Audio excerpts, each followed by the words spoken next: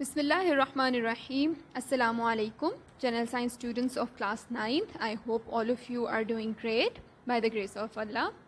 Welcome to another lesson of our chapter Environment and Natural Resources, and today we'll be learning about national parks. National parks की अगर बात की जाए, जैसे हमने पिछले लेक्चर में बात की थी कि हमें कंजर्वेशन की ज़रूरत है वाइल्ड लाइफ की, यानी वाइल्ड लाइफ को कंजर्व अगर हम नहीं करेंगे तो उनको सीरियस ख़तरा उठाना पड़ सकता है। वाइल्ड लाइफ को वो ख़तरा जो है वो एक्सटिंक्शन की फॉर्म में उनको फेस करना पड़ सकता है। इसलिए कंजर्व करने के लिए वाइल्ड लाइफ के जो डिफरेंट स्टेप्स थे जो हमें लेने चाहिए वो हमने पिछले लेक्चर में देख लिए। उन्हीं में से एक इम्पॉर्टेंट स्टेप है जिसको हम कहते हैं नेशनल पार्क्स, या जिसको हम वाइल्ड लाइफ पार्क्स भी कह सकते हैं।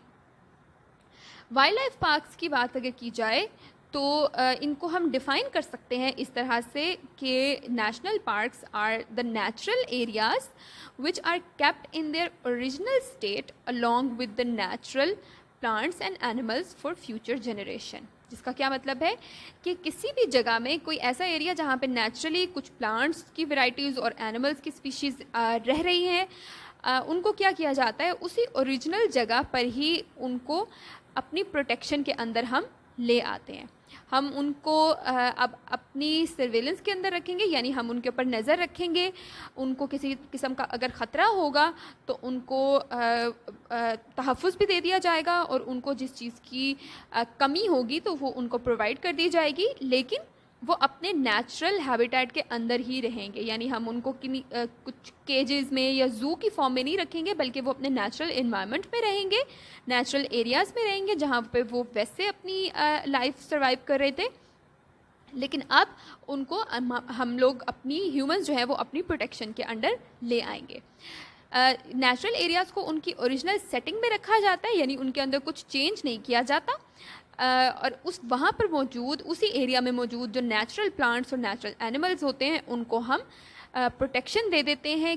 क्यों? फॉर आवर फ्यूचर जनरेशन्स, ताकि हमारे जो वाइल्ड लाइफ है उनको जो एक्सटिंक्शन फेस करनी पड़ रही है वो उनको ना करनी पड़े, और हमारी फ्यूचर जनरेशन्स को भी इस तरह की वाइल्ड लाइफ नज़र आती रहे। आगे अगर हम बात करें इन नेशनल पार्क्स की कि यहाँ पर किस तरह का इन्वायरमेंट या क्या गाइडलाइंस हैं इन पार्क्स की, यहाँ पे क्योंकि हमने कहा एनिमल्स अपने नेचुरल इन्वायरमेंट में होते हैं तो उनको किसी जगह पे केज नहीं किया होता, जैसे आपको यहाँ पे नज़र आ रहा है, तो वो फ्रीली मूव कर सकते हैं, और जो भी एक्टिविटीज़ उन्होंने परफॉर्म करनी होती है वो फ्रीली परफॉर्म करते हैं। इस वजह से ह्यूमंस को यहाँ पर इंटरफेरेंस करने की इजाज़त नहीं होती।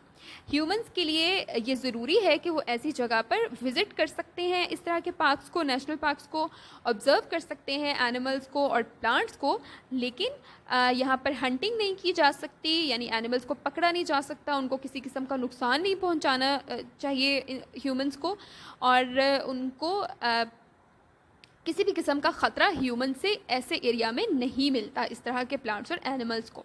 इस वजह से नेशनल पार्क्स के अंदर जो सबसे पहली इम्पॉर्टेंट चीज़ है वो है नो ह्यूमन इंटरफेरेंस, या फिर यहाँ पर ह्यूमंस का कोई भी एक्टिविटी परफॉर्म नहीं हो सकती। इसलिए एनिमल्स के लिए ये एक सेफ़ प्लेस बन जाता है। इन नेशनल पार्क्स के अंदर जो काम किया जा सकता है या जिस काम को करने की परमिशन है ह्यूमंस के लिए, एक तो सिंपल एंटरटेनमेंट पर्पस के लिए भी ये बनते हैं। इसके अलावा इन्हीं नेशनल पार्क्स के अंदर एजुकेशनल पर्पस को भी फुलफ़िल किया जा सकता है, यानी कि स्टडीज़ के लिए भी इन नेशनल पार्क्स को विज़िट किया जाता है या बनाया जाता है। एजुकेशनल मतलब कि हमें बहुत सारी ऐसी इंफॉर्मेशंस हैं प्लांट्स और एनिमल्स के बारे में जो उनके नेचुरल इन्वायरमेंट से मिलती हैं, यानी जब वो अपनी लाइफ को नेचुरली स्पेंड कर रहे होते हैं तो हमें उनके बारे में बहुत सारे कैरेक्टर्स जानने को मिलते हैं।